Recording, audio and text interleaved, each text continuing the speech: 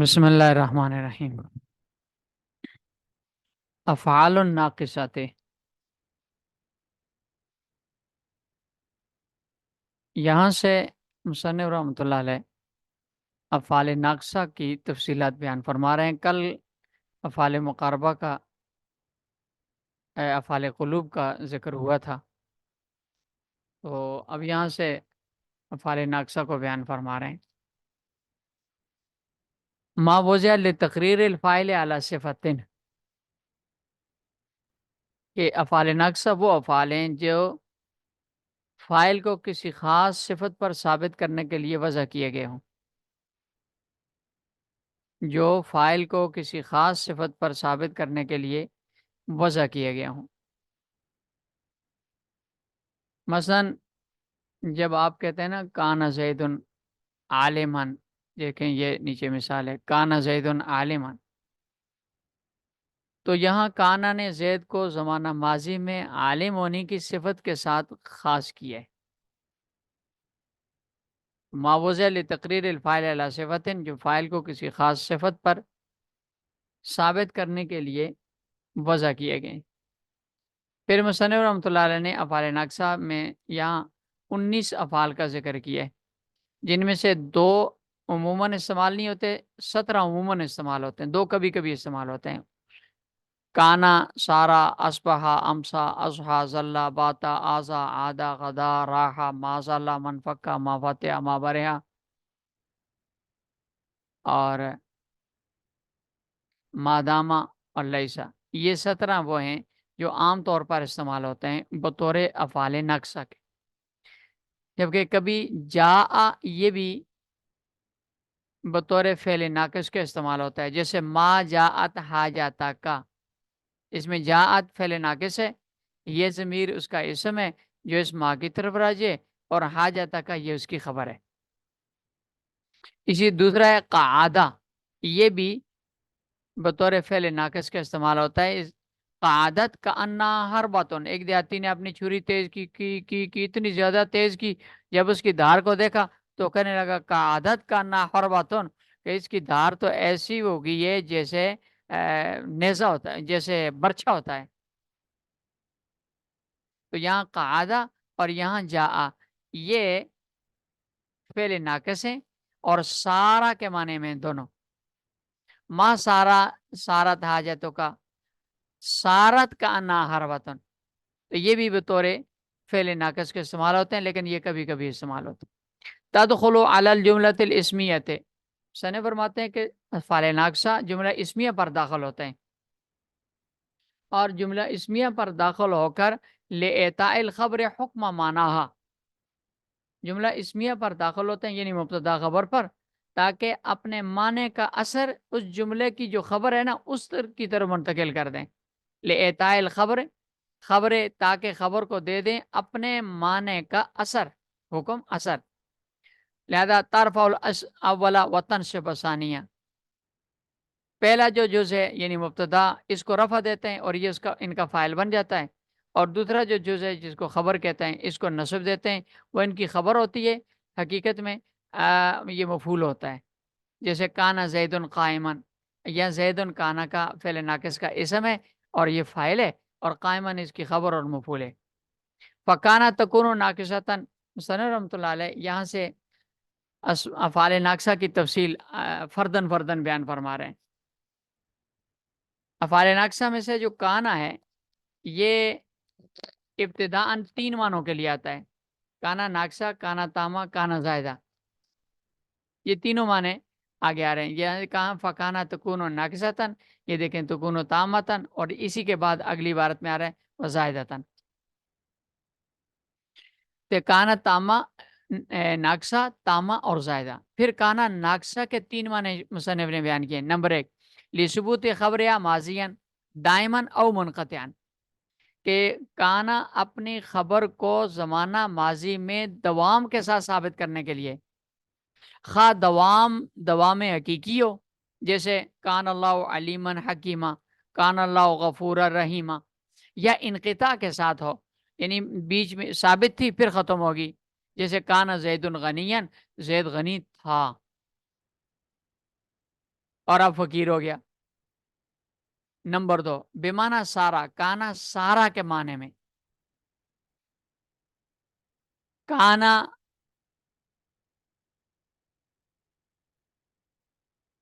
اور وَيَكُونُ فِيهَا ضمیر و شان، یہ تیسرا ہے۔ کانا من الکافرین، جن کے اس کے بارے میں، شیطان کے بارے میں آتا ہے، تو اس کا ایک ترجمہ بعض مفسرین کانا بیمانہ سارا کے کرتے ہیں، سارا من الکافرین، کے کافروں میں سے ہو گیا۔ تیسری قسم ہے کانا کی یکون فیہا ضمیر و شان، کہ وہ کانا جس کے اندر یا ضمیر جو اس کا اسم ہو وہ ضمیر شان کی صورت میں ہو، اور بعد والا جو جملہ ہے زید قائمن مثلا، یہ اس کی تفسیر کرے، تفسیر بھی کرے اور اس کی خبر بھی بن جائے۔ یہ 3 قسمیں ہوگی کانا ناقصہ کی۔ وہ تکون و تامتن، کبھی کانا تاما بھی ہوتا ہے، بیمانہ ثابتہ، اس صورت میں کانا ثابتہ کے معنی میں ہوگا اور فائل پر مکمل ہو جائے گا۔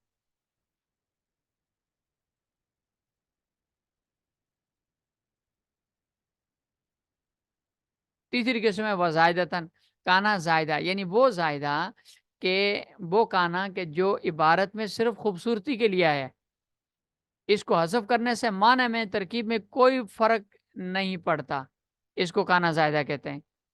جیسے کیف نکلم من کانا فی المہد صبیہ، اس میں کانا کو حذف کرے نا، من فی المہد صبیہ تو بھی ٹھیک ہے۔ من کانا لہو قلب او القى سمع وهو شہید، تو اس میں اگر اس کو حذف بھی کر دیں تو کوئی مسئلہ نہیں ہے۔ تو یہ جو البتہ وہ جو پہلی آیت ہے من کانا فی المہد صبیہ، اس میں کانا زائدہ نہیں ہے، بلکہ کانا اپنے معنی میں ہے، ناقص والے معنی میں۔ وہ سارا للانتقال ہے، افعال ناقصہ میں سے دوسرا سارا ہے، کہتے ہیں کہ سارا انتقال کے لیے، ایک حالت سے دوسری حالت کی طرف منتقل ہونے کے لیے۔ سارا زید غنیان، یعنی زید فقیر تھا اب غنی ہو گیا، سارا زید فقیرن، پہلے غنی تھا اب فقیر ہو گیا۔ وہ اصبح امسا اصحا، یہ 3 آتے ہیں لاقتران مضمون الجملۃ بے اوقاتیا، 3 معنوں کے لیے یہ آتے ہیں۔ نمبر 1 اپنے اوقات کے لیے مضمون جملہ کو ثابت کرتے ہیں۔ اصبح زید مسلین، زید صبح کے وقت نماز پڑھنے والا ہو گیا۔ اصبح زید صائمن، زید صبح کے وقت روزے والا ہو گیا۔ امسا زید مسلین، زید رات کے وقت نماز پڑھنے والا ہو گیا۔ اصحا زید مسلین، اصحا زید ضاحکن، چانس کے وقت ہنسنے والا ہو گیا۔ تو یہ اپنے اوقات میں خبر کو ثابت کرنے کے لیے آتے ہیں، مضمون جملہ کو۔ اقتران مضمون جملہ تھے، اپنے بعد والے جملے کے مضمون کو ملانے کے لیے آتے ہیں، اوقات اپنے اوقات کے ساتھ۔ نمبر 2 دوسرا معنی ان کا آتا ہے، یہ سارا کے معنی میں آتے ہیں۔ اصبح سارا، فاصبحتم بنعمتی اخوانا، پھر تم اللہ کی فضل سے آپس میں بھائی بھائی بن گئے، تو یہاں اصبحتم صرتم کے معنی میں۔ وتکون تامتن، تیسرا معنی اس کا ہے کہ یہ تینوں اصبح امسا اصحا یہ تامہ بھی ہوتے ہیں، فائل پر پورا ہو جاتے ہیں۔ جبکہ ذلہ اور باتا یہ دونوں آتے ہیں اقتران المضمون الجملۃ بوقتیہما، اپنے اوقات کے ساتھ مضمون جملہ کو ملانے کے لیے آتے ہیں۔ ذلہ دن بھر کے لیے آتا ہے اور باتا یہ رات بھر کے لیے آتا ہے۔ وہ بیمانہ سارا، اور دوسرا ان کا معنی یہ ہے کہ یہ سارا کے معنی میں آتا ہے۔ ذلہ بیمانہ سارا، ذلہ وجہ مسودن وہ کظیم، ذلہ بیمانہ سارا کے۔ وما زالا ما برہا ما فتح منفقہ، یہ چاروں آتے ہیں لاستمرار خبر لفاعل منقبل ہو، اس بات کو بیان کرنے کے لیے کہ ان کے فائل نے جب سے خبر کو قبول کرنے کا اہل ہوا ہے اور خبر کو قبول کیا ہے، اس وقت سے لے کر اب تک خبر استمرار اور دوام کے ساتھ ان کے فائل کے لیے ثابت ہے۔ ما زال زید قائما، ما زال زید امیران، زید جب سے امارت کے قابل ہوا ہے اور اس نے امارت کو قبول کیا ہے، تب سے لے کر اب تک امیر ہی امیر چلا رہا ہے۔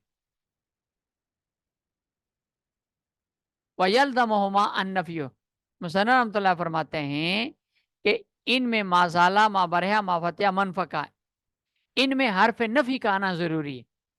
جیسے یہاں حرف نفی لگا ہوا ہے، یہ ما بھی لگ سکتا ہے، لا نافیہ بھی لگ سکتا ہے، لم بھی لگ سکتا ہے، تینوں حرف نفی لگ سکتے ہیں، بلکہ لن نصبہ بھی لگ سکتا ہے. فلن ابرح الارض سورہ یوسف میں ہے، فلن ابرح الارض حتی یأذن لی ابی او یحکم اللہ لی وہو خیر الحاکمین ہے. تو یہ چاروں حرف نفی لگ سکتے ہیں. اور حرف نفی کا ان الفاظ کے افعال کے ساتھ زالہ، بارحہ، فتح، انفقہ، ان کے ساتھ استعمال ہونا ضروری ہے. اس لیے کہ ان کا معنی بھی ہے اپنا نفی والا ہے. انفقہ، بارحہ، فتح، زالہ، ان سب کا معنی نفی والا ہے. اور نفی جب حرف نفی اس نفی والے معنی پر داخل ہوگا تو ثبوت کا معنی دیتا ہے، کیونکہ نفی پر نفی داخل ہوتی ہے تو اس بات کا معنی دیتا ہے. اس لیے اس بات اور استمرار کا معنی دینے کے لیے ان پر حرف نفی کا داخل ہونا ضروری ہے. پھر کبھی حرف نفی ذکر ہوتا ہے، لا تزال تطلع علی خائنۃ منہم لن ابرح الارض حتی یأذن لی ابی.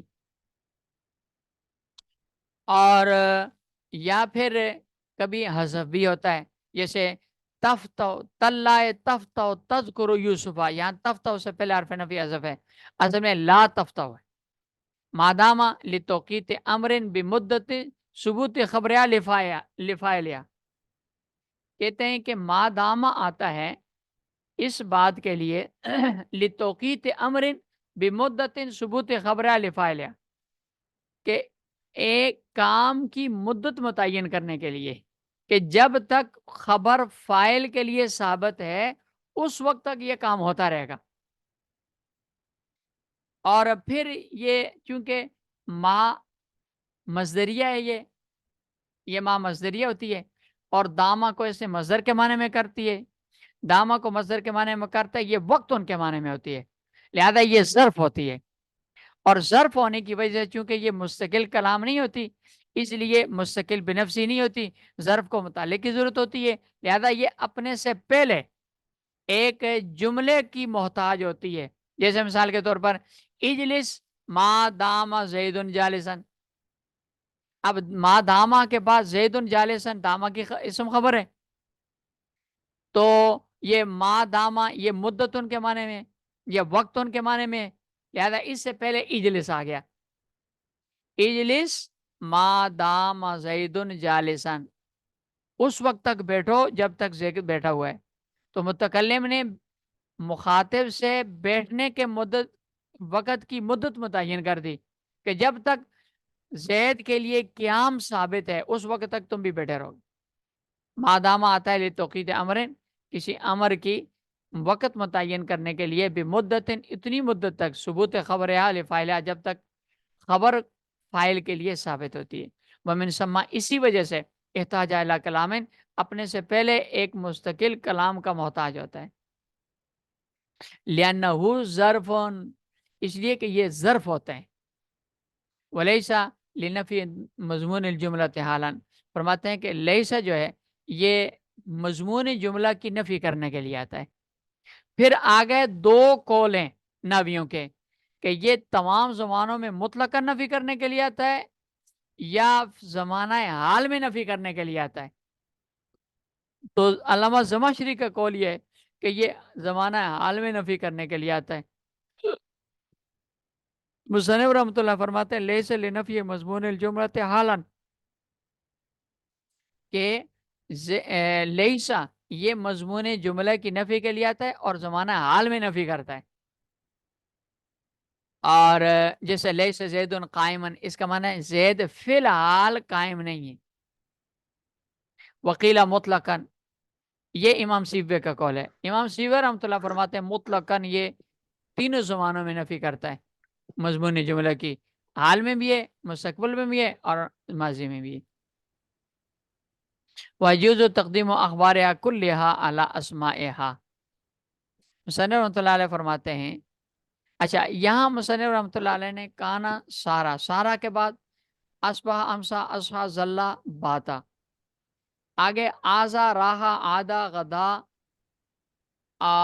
وغیرہ ان کے جو وہ ہوتے ہیں ان کی تفصیلات بیان نہیں فرمائی.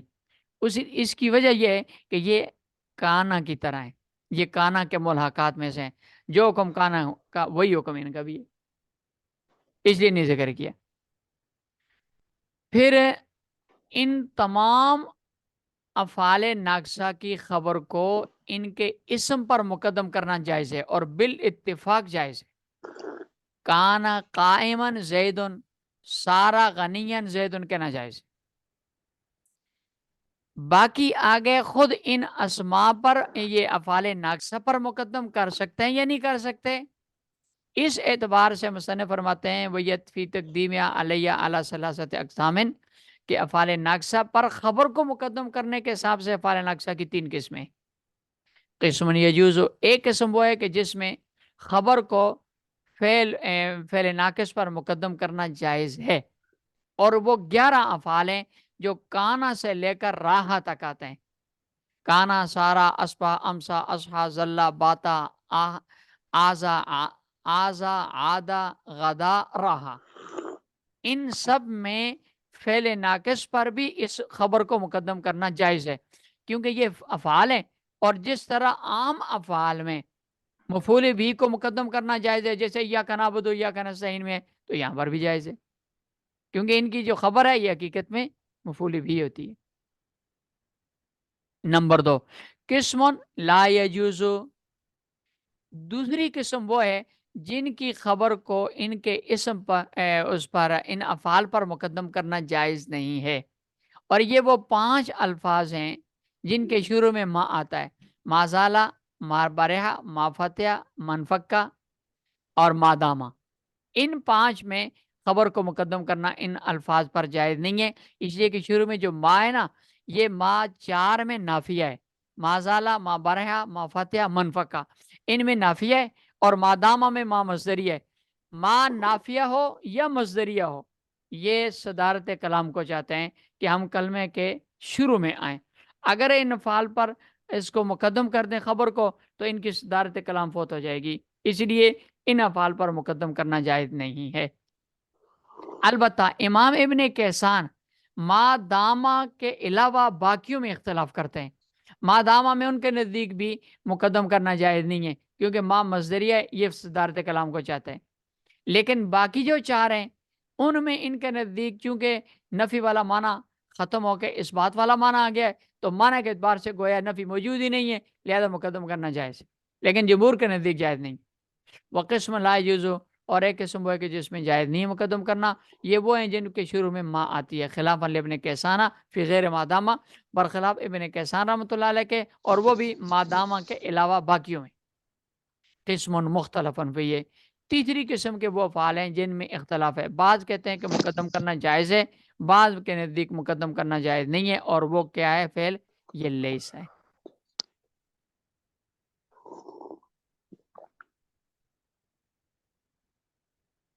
یہ جی ہو گیا افعال ناقصہ کی بحث مکمل ہوگی.